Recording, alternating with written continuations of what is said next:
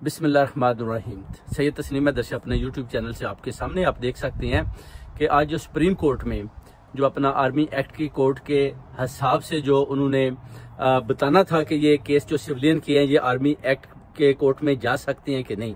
पहले 9 जजेस थे जिसमें से फाइज ईसा और असद तारिक साहब भाग गए, उसके बाद 7 जजेस रह गए। शुरू से मंसूर साहब जो जस्टिस है उन्होंने बोला था कि मेरा एक साहिल है, रिश्तेदार है, तो मैं उसका केस लड़ रहा हूं, तो अगर इस पर किसी को कोई इतराज है तो मुझे बता दें। शुरू में बोला कि हमें कोई इतराज नहीं, मगर आज जो अटॉर्नी जनरल है उसने बोला जी कि हमें इतराज है, जिस पर जस्टिस मंसूर साहब ने बोला कि मैं ठीक है निकल जाता हूं। जिस पर अताब बंदियाल साहब ने बोला जी कि देखें आप किसी फाजिल जज के ऊपर इस तरह शुरू में जब आपसे पूछा गया तो आपने बोला कि हमें मंजूर है, तो अभी आप टाइम गेन कर रहे हो और उनके ऊपर आप इल्जाम लगाने की कोशिश करें जी कि आपका रिश्तेदार है और साहिल वो आपका है, तो आप इस बेंच में ना बैठें तो अच्छा है। बेसिकली हुकूमत चाहती है कि ईद का दिन जो है ना वो किस तरीके से आगे निकल जाए, क्योंकि ईद 2 दिन के बाद अब 5 छुट्टियां आ जानी है, तो जब 5 दिन निकल जाएंगे तो 17 तक किसी तरीके सितंबर तक हम इस केस को लेकर आगे चले जाएं। जब फाइज ईसा आएगा तो फिर वो गैर आईनी फैसले करेगा। जिस पर अताब बंदियाल साहब ने बोला जी कि आप देखें हमारे जो फैसले हैं बड़े हम कानून और आइन के तहत करते हैं, हमारे पास कोई छड़ी नहीं है कि हमने किसी को डरा धमका कर फैसले करने हैं। सब कुछ वो कह रहे हैं कि मुझे दिखाई देता है, मुझे नजर आता है, जब तक हम फैसला नहीं कर पाते कोई भी कोर्ट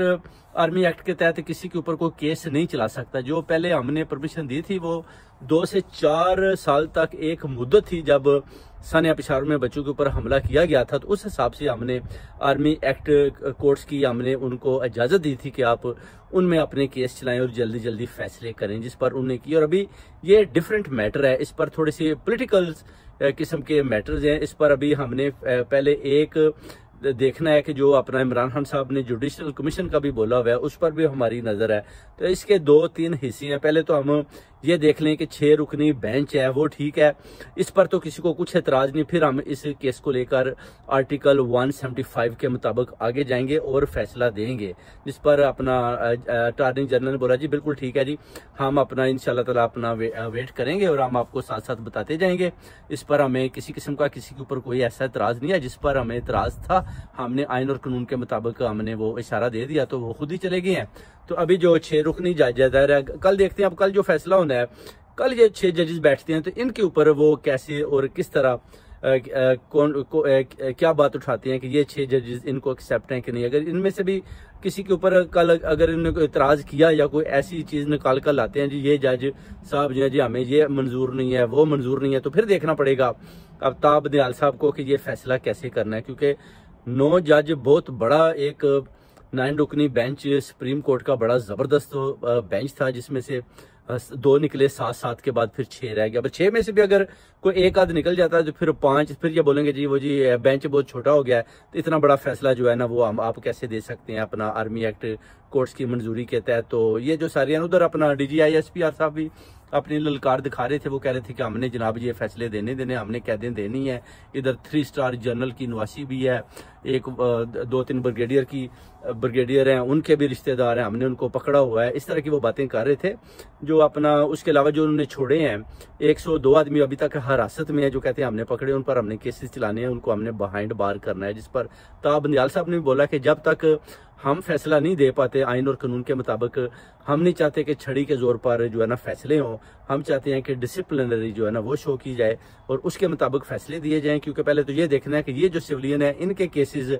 आया आर्मी एक्ट के तहत उन कोर्ट्स में लग सकते हैं कि नहीं। जैसे उन्हें बोला है कि अमेरिका में और दूसरी यूरोप कंट्रियों में सिविलियन के केस अपना आर्मी एक्ट के तहत उनकी कोर्ट्स में नहीं लग सकते, तो हमने भी फॉलो अप करना है कि दूसरी कंट्रियों के लॉ के हिसाब से, क्योंकि हमारा भी इधर बेसिकली ब्रिटिश लॉ है, तो ब्रिटिश लॉ के हिसाब से भी जो है ना वो अपना आप सिविलियन को आर्मी एक्ट के कोर्ट के मुताबिक उनको सजाएं नहीं दे सकते। तो ये सारी चीजें जो अताब बंदियाल साहब ने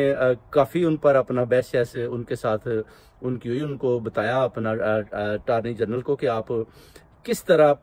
किस आइन के तहत जो है ना हमने आइन 175 के मुताबिक हमने फैसला करना है। और ये जो चीज़ें हैं ये अपना देखनी पड़ेगी, क्योंकि इधर ज़बरदस्ती फैसले नहीं है। तो जुडिशल कमीशन भी बनाया जाएगा इमरान खान साहब के लिए, तो उसके बाद जो है ना बड़े आराम के साथ फैसले होंगे, मगर फैसला जल्दी भी होगा क्योंकि मुझे 17 सितंबर को जो अपना फिर मुझे भी चले जाना है। तो मैं चाहता हूँ कि इस केस से पहले मैं हक और सच पर जो सही फैसला है वो मैं करके जाऊं, ताकि कौम जो है ना वो याद रखे कि ताब बंदियाल साहब ने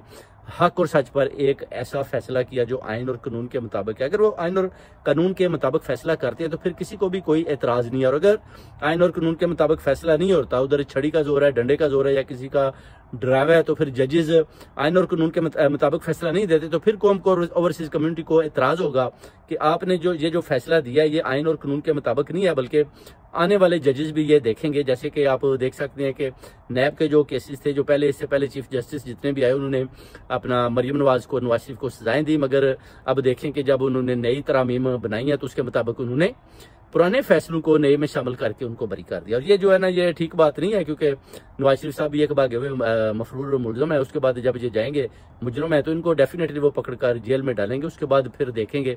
कि ये पुराने या नए कानून के मुताबिक जो नैब का केस इनके ऊपर से खत्म किया गया वो कौन से आर्टिकल के मुताबिक इन्होंने खत्म किया। ज़ाहिर है आपको पता लेवल ऑफ प्लेइंग फील्ड तैयार है खेलने के लिए, और इंशाल्लाह ताला इमरान खान साहब के साथ भी ये खेल रहे हैं, तो नवाज शरीफ साहब भी जाएंगे। तो लगता तो नहीं वो जाए, लगता है वो वापस से लंदन आ जाएंगे, क्योंकि आसफ अली जरदारी की भी जितनी मीटिंग हुई है उनके साथ सही तरीके के साथ तोड़ नहीं चढ़ पाई, और वो नेगेटिव उसका रिजल्ट आया, जिसका जनरल आसिम मुनीर को भी पता चल चुका है। वो भी बड़ा परेशान है, वो कहता है कि ये आपस में झगड़ रहे हैं अपना प्राइम मिनिस्टर की चेयर पर, और इस पर वो कहते हैं कि इनको सोचना चाहिए, अगर ये आपस में लड़ेंगे तो इमरान खान साहब दोबारा आ जाएंगे, अगर वो दोबारा आ गए तो फिर इनको भागने नहीं देंगे। ये सारी सूरत हाल जा रही है। इंशाल्लाह ताला कल अब जो 6 रुकनी जजों का फैसला जो बेंच लगता है, देखते हैं ताब बंदियाल साहब उसमें क्या फैसला देते हैं, या वो कल की बजाय फिर परसों पे चला जाता है। उसके बाद 5 ईद की छुट्टियां आ जानी है, फिर देखना है कि टाइम गेन ये कैसे करते हैं या फैसला होता है। पूरी कौम और ओवरसीज कम्युनिटी की अभी आंखें इस बेंच के ऊपर लगी हुई हैं, और इंशाल्लाह ताला उम्मीद करते हैं कि ताब बंदियाल साहब कोई अच्छा फैसला आइन और कानून और आर्टिकल 175 के मुताबिक